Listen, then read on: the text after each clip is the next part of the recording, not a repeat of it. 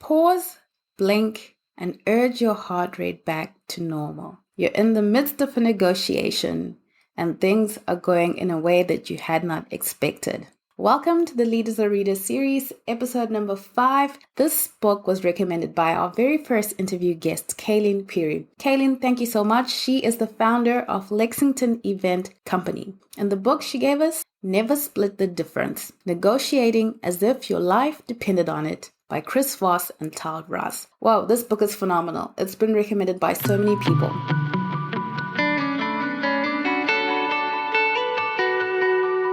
Sun Tzu called the supreme art of war to subdue the enemy without fighting. Did you get it? I don't know if you got it. To subdue your enemy without fighting. Well, let's jump into the book. Chris Voss and Tahl Raz say, a negotiation in essence does two things. And one is a psychological investigation. It's an information gathering opportunity for you. And how do you do that? How do you gather information from your counterpart? One of the tools he mentions is you ask calibrated questions, open-ended questions. You don't ask the kind of questions that you can get a yes or a no. You ask how and what questions. The kind of questions, one, that buy you time to think, to assess a situation, that gives your counterpart what he calls the illusion of control, because they hold all the answers. And your job is simply to listen to what's being said and to listen to what's not being said. Because you want to understand two things in this psychological investigation, that is negotiation. You want to understand what your counterpart wants, and you want to understand what motivates your counterpart. You also want to understand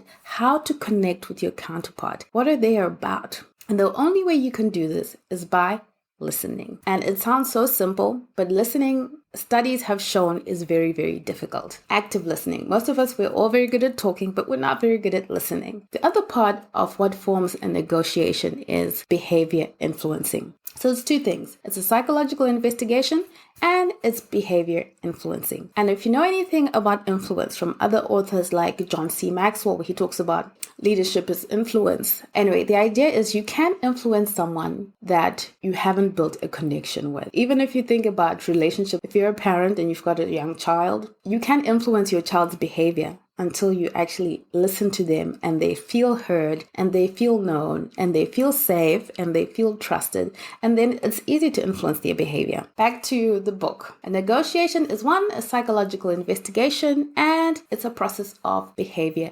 influencing. Now, how are we going to go about this? Okay, well, Chris Voss gives us plenty of tools in this book. I can't go through all the tools, but I'll go through a few of them. One, Chris says, control your emotions in any kind of negotiation. Even if people give you the most extreme offer or the most insulting offer, always control your emotion. When you feel that rising heat in your body, pause, blink, and urge your heart rate back to normal. Because once emotions are heightened, the negotiation is already lost. Secondly, Chris and Tahl Raz say, set aside the money. Don't focus on the numbers in the negotiation. I know you're entering into the negotiation to get some kind of a deal for a certain number. But once you enter into engaging your counterpart, the first thing he says is set aside the money, set aside the numbers, set aside all assumptions about your counterpart, and view the interaction with new eyes. Because the danger of not doing that is that you make assumptions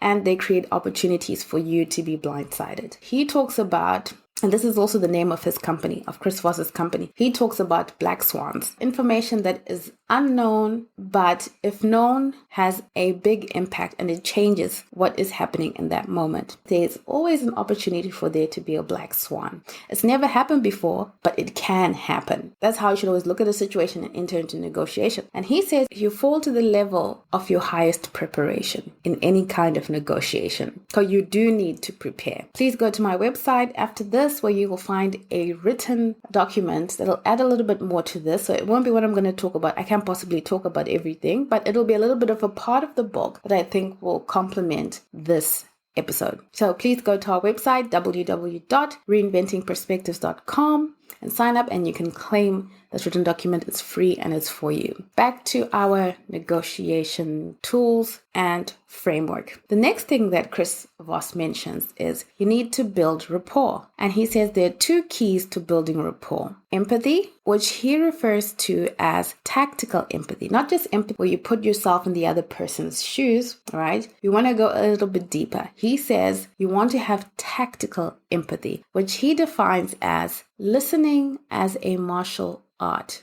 balancing the subtle behaviors of emotional intelligence and the assertive skills of influence to gain access to the mind of the other person. The goal is to gain access to the mind of the other person. Remember, psychological investigation, because you have a goal. In this negotiation, you are after something, right? And your counterpart is also after something. But at the end of it, your desire is that you influence your counterpart to come on board with what you desire. The authors say business is about relationships, period. Nothing else. That's why even though it's a negotiation and you hear numbers, figures, the first thing you do is to set aside your assumptions, come with clean eyes, and you decide to build rapport, tactical empathy, where you listen and you get to know your counterpart. You're building a relationship first. Because if you don't build the relationship first, it's near impossible for you to influence the behavior of your counterpart in your favor. The other thing that the authors say is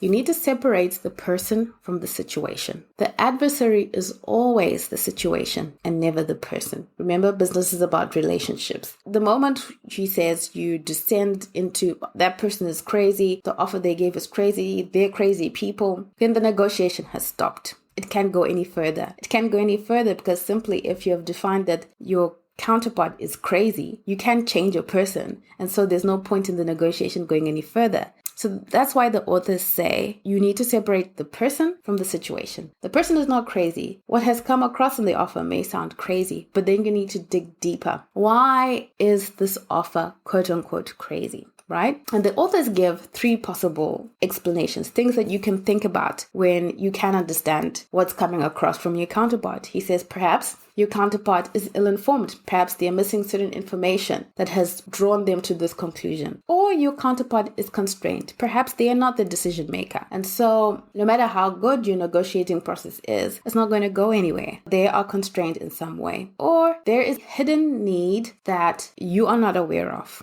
So he says, never use the label crazy. Dig deeper. What is going on here? That's why he says your negotiation is a psychological investigation. Are they ill-informed? Are they constrained? Is there a hidden need? What is the motivation behind what is happening? Central to great negotiations, the authors say, is emotional intelligence. I think there are a lot of great books that have been written about emotional intelligence. And in this book, they touch on certain things that you want to avoid in a negotiation process. Just emotional intelligence kind of things. Things like no one likes to hear the word no. The moment you say the word no, you get a negative response from the other person. In situations where you have to say no, you have to say it in a certain way. In a way that shows respect for the other person.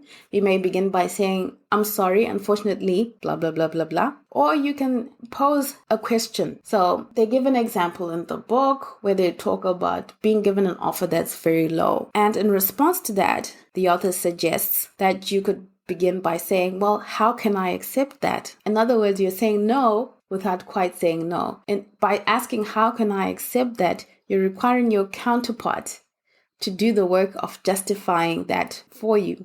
And in other words, you're transferring that responsibility of them understanding why you would say no to such a thing to them by asking, well, how can I accept that? In the process of them answering that question, the objective is that they end up speaking in your favor from their own words. And so it's different than you saying, no, I can't accept that because blah, blah, blah. You want your counterpart to take ownership of understanding why you would have to say no to that thing. So in essence, you're saying no without saying no, and there's respect, and your counterpart is taking ownership of the no on your behalf, even though they're the ones who have given the offer. The next thing he says, emotional intelligence wise, is if you push, the natural response of another person is to push back. So you have to be very careful with being assertive, because if you're too assertive in a negotiation, all you get is pushback. It's a natural response. What you'd rather do, the authors suggest, is you want to be easygoing, you want to be light, you want to be positive, and you want to be playful, and you never want to be assertive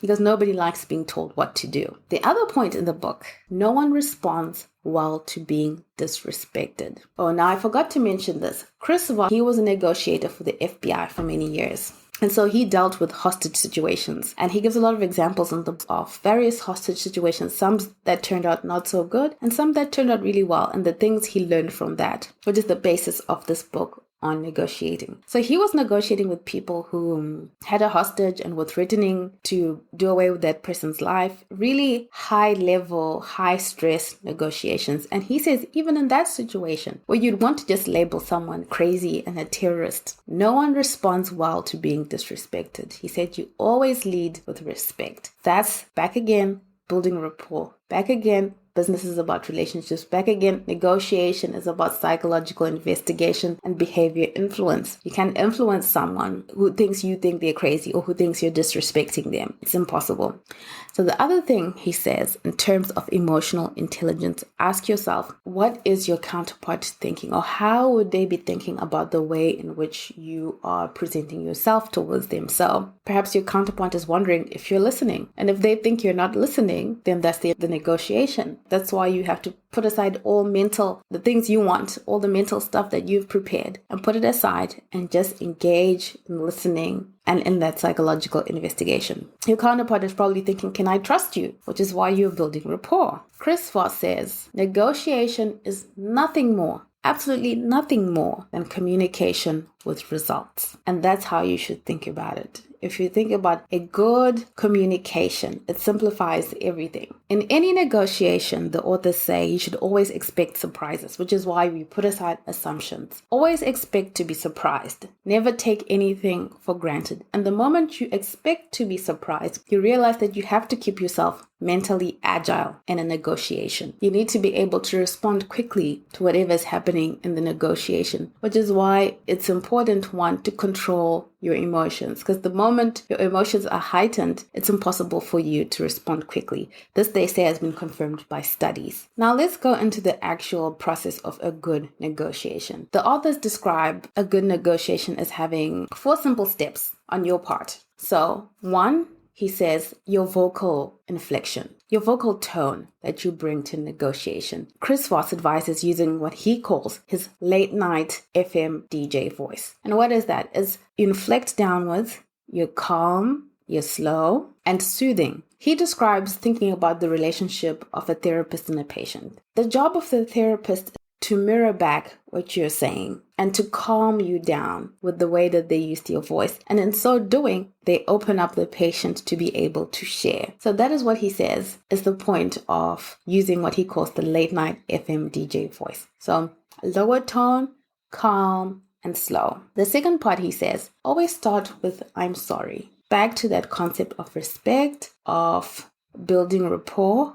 of showing empathy. The third aspect of this, he says, is to mirror. Whatever your counterpart is saying, repeat back to them 3 key words of what they've just said. And he said what this does is it says to your counterpart, please help me to understand you. Am I understanding you correctly? Back to that listening. A person needs to know that they're being listened to, that they're being heard in order for the relationship and the negotiation to go forward. Fourth, he says, after you mirror, be silent for at least 4 seconds to let the mirror work. So allow your counterpart to recognize that you are on the same wavelength. You are talking about the same thing, that you are understanding what they are saying. And he says, repeat this in the negotiation. So those are the 4 simple steps that he says you should prepare for when you're going into a negotiation. Your vocal tone, a reflection of your emotional state, starting with I'm sorry, mirroring what your counterpart is saying, allowing a little bit of silence after mirroring. Now, this is a tricky one. He says when things get out of hand, there's anger, there's conflict, there's heightened emotions. He says the most important thing is for you to label the emotion. Talk about the emotion without getting wound up. So for example, it seems like you're not happy with the offer we've put across. It seems like this information has upset you. You want to label whatever negative emotion is there because you don't want to act like you haven't seen it, or you don't want to act like it doesn't matter. Remember, At the end of the day, it's a relationship that you're trying to build. It's about building rapport. And if someone is angry, you can imagine if you're angry yourself and the other person glosses over it or acts as if they don't see that you're angry, the negotiation already is going in a bad way. This is an amazing book. I advise that you read it. Go to the website and you get the free write-up. Put these tactics into place as you're entering into negotiations. There's nothing worse than being caught off guard in a negotiation, because then, as he says, you fall to the highest level of your preparation. If you got any value out of today's episode, please do me 2 massive favors. 1, please share it with someone that you know would benefit from this information. And secondly, please leave us a review in your podcast listening app. This will help us grow the show and get bigger and bigger guests that will benefit you even more. I absolutely value your time. Thank you for spending time with us listening to the Reinventing Perspectives podcast. Thank you, and see you again next week.